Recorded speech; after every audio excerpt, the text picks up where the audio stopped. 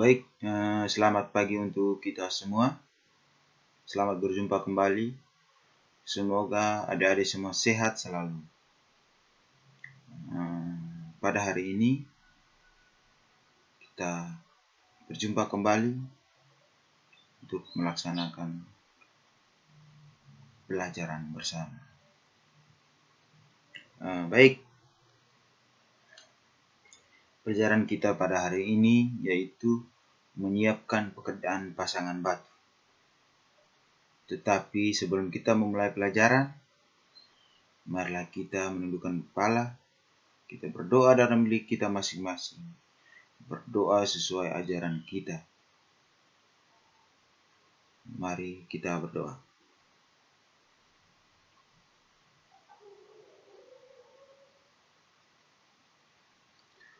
Baik, terima kasih. Pelajaran kita yaitu pada hari ini menyiapkan pekerjaan pasangan batu. Pasti adik-adik semua pernah melihat atau pernah melakukan pekerjaan membangun suatu bangunan. Pasti dasar dari bangunan itu berdiri yaitu menyiapkan pekerjaan pasangan batu. Untuk itu saya harapkan adik-adik semua menyiapkan diri dengan baik agar proses belajar pada pagi hari ini dapat berjalan dengan baik.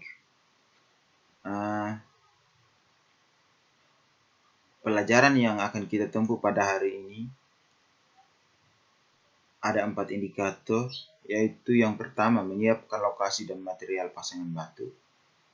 Yang kedua, melakukan pekerjaan pengukuran dan leveling lapangan.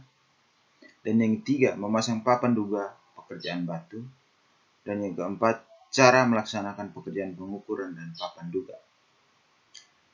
Ada tujuan yang dapat kita capai pada pelajaran hari ini, yaitu yang pertama, siswa dapat memahami dan mampu menyiapkan lokasi dan material dalam pasangan batu. Terus yang kedua, siswa harus memahami dan dapat melakukan pengukuran dan leveling di lapangan.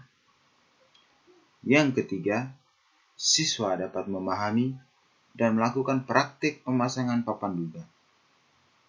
Yang keempat, siswa juga dapat mampu melaksanakan cara-cara pelaksanaan dan pengukuran serta pemasangan papan duga. Baik, dari 4 poin di atas, apakah ada yang sudah mengerti? Baik, untuk tidak memperpanjang waktu, saya langsung saja ke materi yang pertama, yaitu menyiapkan lokasi dan material pasangan batu. Hal pertama yang akan kita lakukan dalam membangun suatu bangunan atau mempersiapkan pasangan batu, yaitu yang pertama adalah lokasi. Persiapan lokasi ini sangat penting bagi suatu bangunan, di mana agar di saat proses melaksanakan pembangunan tidak terjadi hal-hal yang diinginkan dikarenakan lokasi yang tidak terlalu safety atau terlalu aman. Yang ketiga yaitu material. Material di sini teman-teman pasti sudah tahu atau ada yang belum tahu. Material ini termasuk batu, pasir, air juga termasuk di dalam, semen, dan lain-lain. Untuk yang kedua yaitu lokasi. Ada beberapa hal yang perlu kita siapkan di lokasi kegiatan atau pekerjaan pasangan batu. Yang pertama, di dalam pekerjaan pembersihan lokasi, kita harus membersihkan sampah yang akan menghambat jalannya pekerjaan. Itu merupakan salah satu pekerjaan yang dilakukan pada awal pekerjaan. Yang kedua, memindahkan benda yang akan menghambat proses pekerjaan. Contohnya, sebuah bongkahan batu yang besar atau pohon-pohon yang besar yang menghambat proses pekerjaan lokasi. Yang ketiga, membuat penerangan dan sarana kebersihan seperti lampu dan tersedianya air. Prasarana seperti lampu dan air merupakan salah satu hal yang paling pokok dalam persiapan lokasi. Yang kedua, material. Material yang perlu disiapkan dalam pasangan batu meliputi yang sudah saya jelaskan tadi, yaitu ada batu pecah, peralatan pengukuran, water pass, selang plastik, dan papan meteran. Yang ketiga, peralatan kerja, sendok, spesi, cangkul, dan palu. Yang keempat, bahan adukan, pasir, semen. Dan yang kelima, tempat membuat adukan atau spesi. Yang berikut kita lanjut tentang melakukan pekerjaan pengukuran leveling di lapangan. Teman-teman lihat di gambar sini. Ini ada dua cara dalam melakukan pengukuran. Baik, pekerjaan pengukuran leveling lapangan void set merupakan jenis pekerjaan yang digunakan untuk mewujudkan denah bentuk bangunan menjadi suatu bangunan pada tanah lokasi yang telah disediakan. Jadi di sini teman-teman mengukur sesuai dengan gambar denah yang sudah dibuat atau sudah direncanakan dari awal.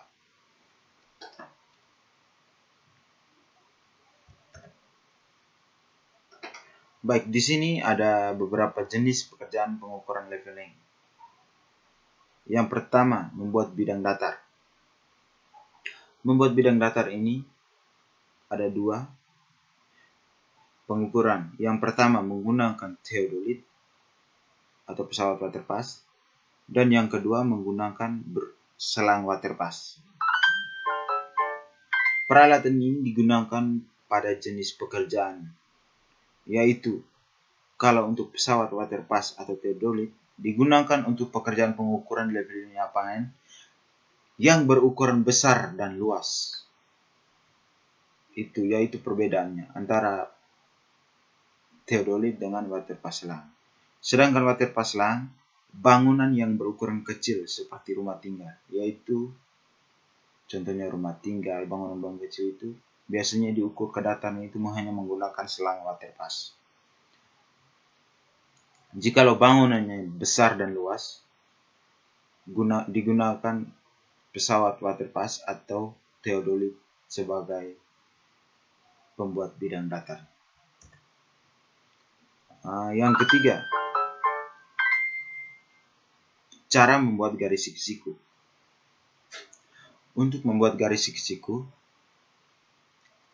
banyak dilakukan dengan memanfaatkan dalil Pythagoras, yaitu teman-teman pasti sudah tahu rumus Pythagoras, yaitu perbandingan sisi miring BC dengan sisi datar AC dan sisi tegak AB dengan angka perbandingan AC berbanding AB berbanding BC, yaitu 3/4/5.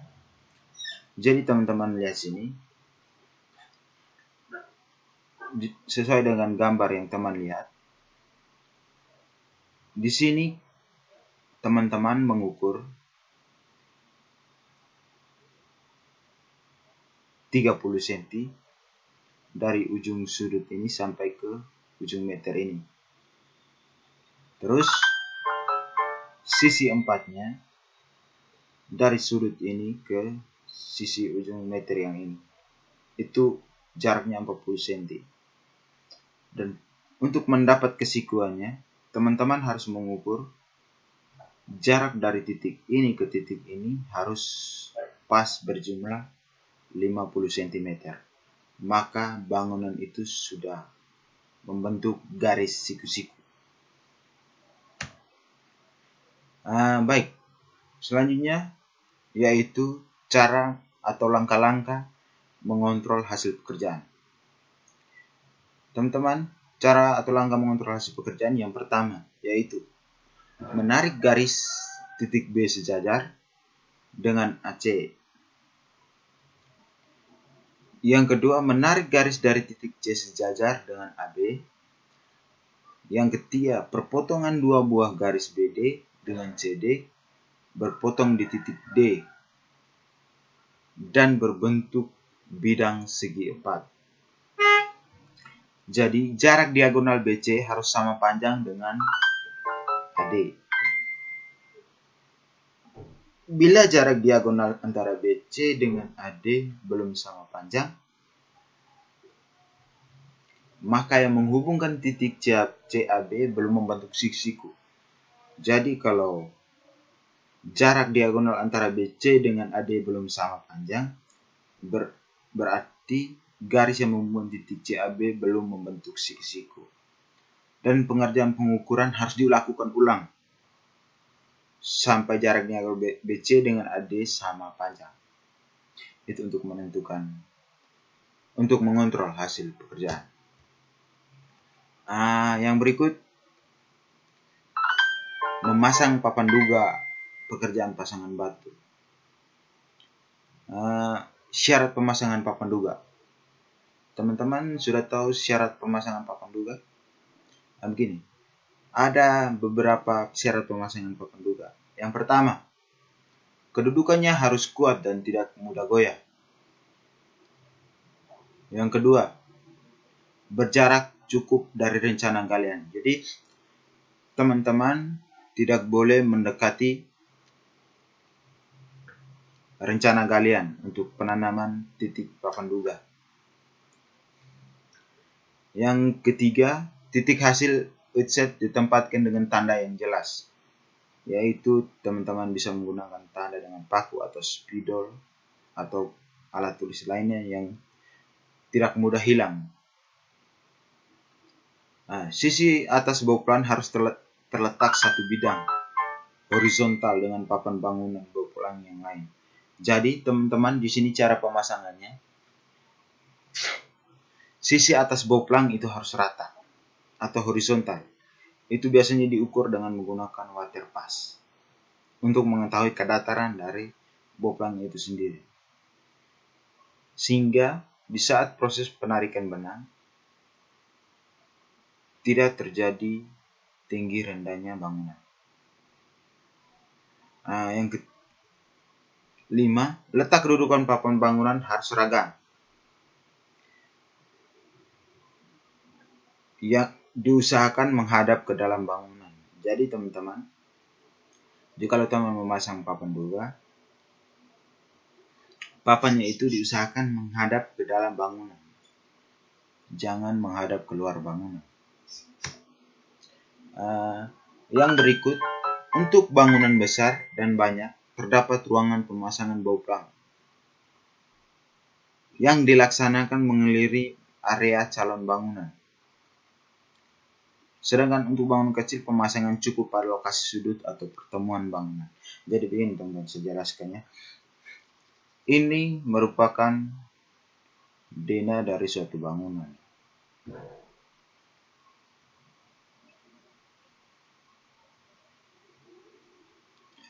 Dan ini merupakan adalah papan bauplan yang dipasang. Jikalau bangunan itu besar, maka papan bauplan dipasang mengelilingi bangunan tersebut. Jikalau bangunan besar, ini merupakan papan bauplan dan ini adalah kayu pasak yang ditancap sebagai dudukan papan bauplan. Dan jika bangunannya itu kecil, cukup hanya digunakan pada tiap-tiap sudut bangunan.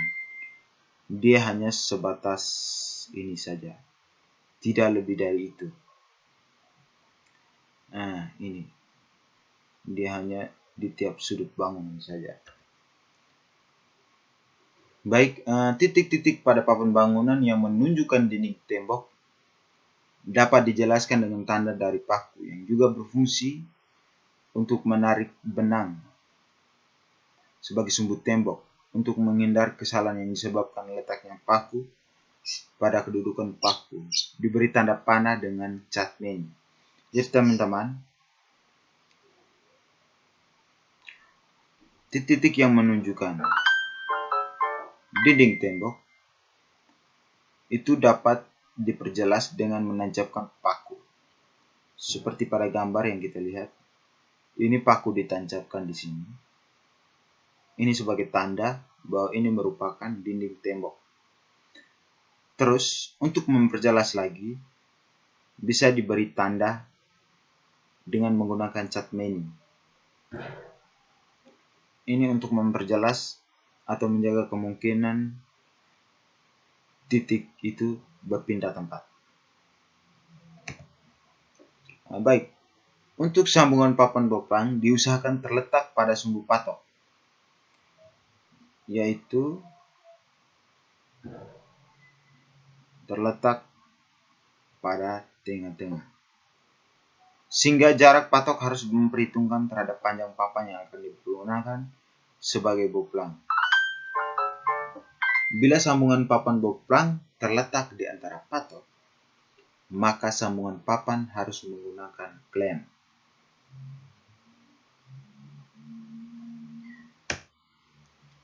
Baik,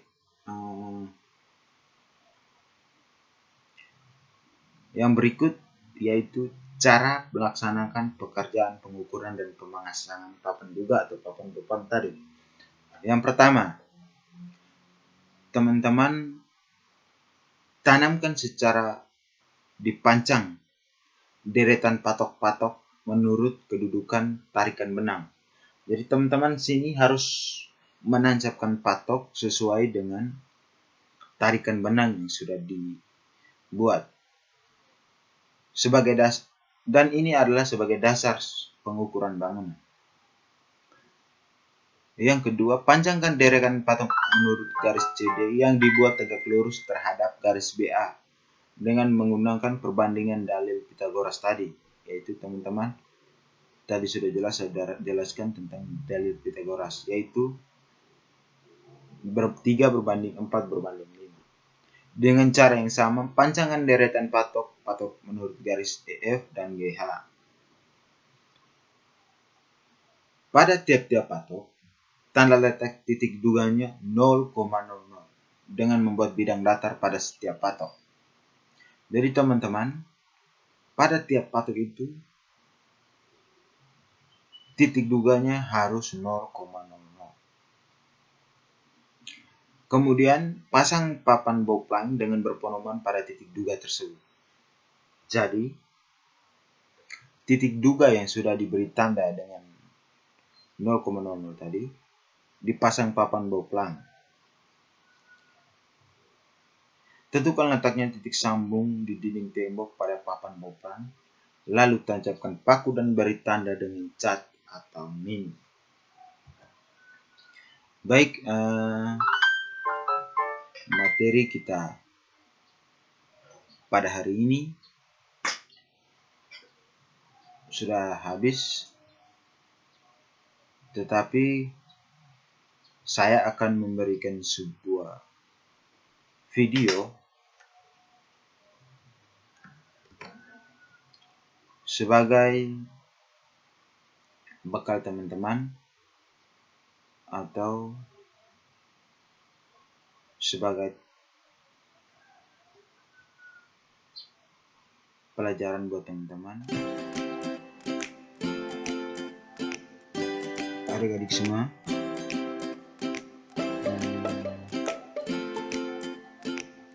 ini merupakan video cara pembuatan boplang.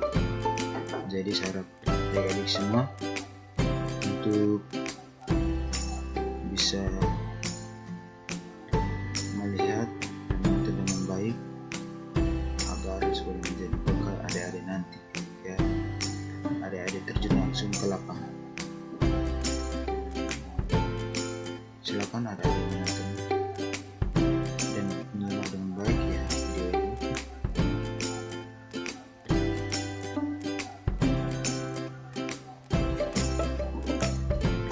Nanti video ini juga sebagai contoh buat adik-adik nanti, karena akan ada tugas rumah, yaitu adik melakukan praktik di rumah dengan membuat boplang ini. Jadi adik-adik bisa menonton video ini sebagai bahan rujukan adik-adik untuk melakukan praktik di rumah.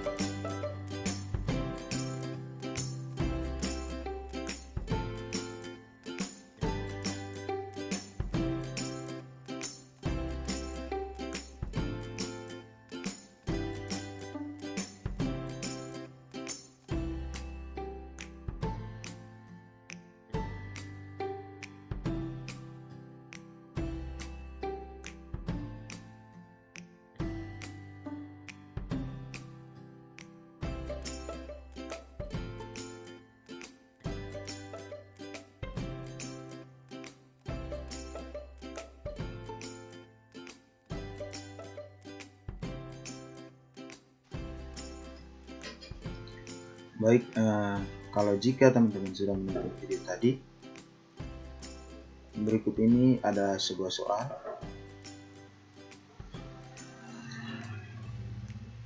yang harus adik kerjakan setelah mata pelajaran ini selesai dan dikirim kembali untuk saya periksa. Baik, adik silakan baca sendiri soal-soal ini. Biar saya bacakan satu persatu untuk kalian ya. Yang satu, sebutkan dan jelaskan 3 hal yang perlu disiapkan di lokasi. Yang kedua, sebutkan material apa saja yang digunakan dalam pemasangan batu. Yang ketiga, apa yang dimaksudkan dengan pekerjaan, pengukuran, dan leveling lapangan. Yang keempat, jelaskan 5 syarat pemasangan papan duga. Yang keenam, syarat-syarat yang diperlukan dalam pemasangan papan duga pada pekerjaan batu. Ini adalah merupakan soal yang harus Anda kerjakan setelah selesai mata pelajaran ini dan dikirim kembali ke PA melalui alamat email PA yang akan saya bagikan sebentar ya. Baik.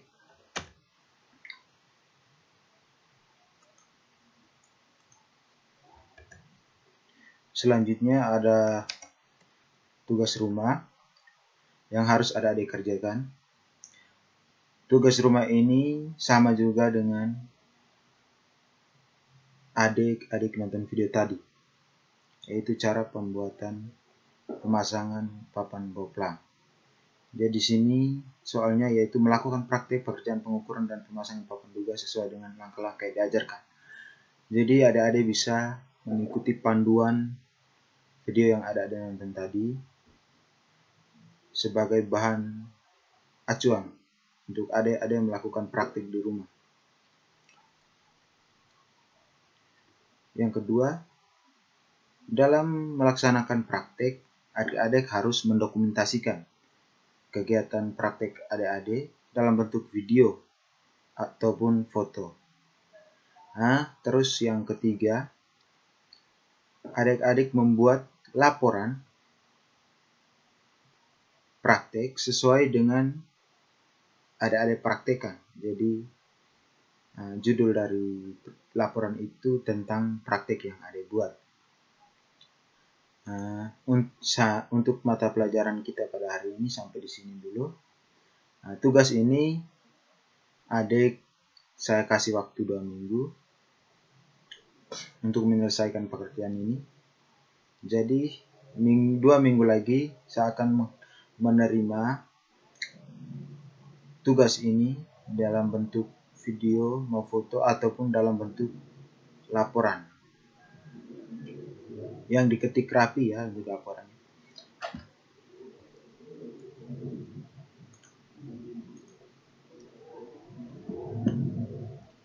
Baik, sekian dulu mata pelajaran hari ini. Semoga adik-adik mereka sehat selalu, jaga kesehatan, karena saat ini kita masih mengalami suasana yang tidak menyenangkan, yaitu dalam masa COVID-19.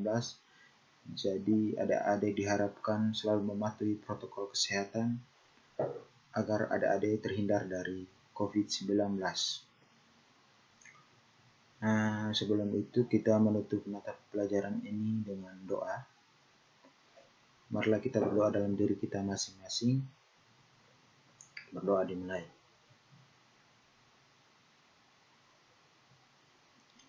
Baik, terima kasih. Sekian dan terima kasih.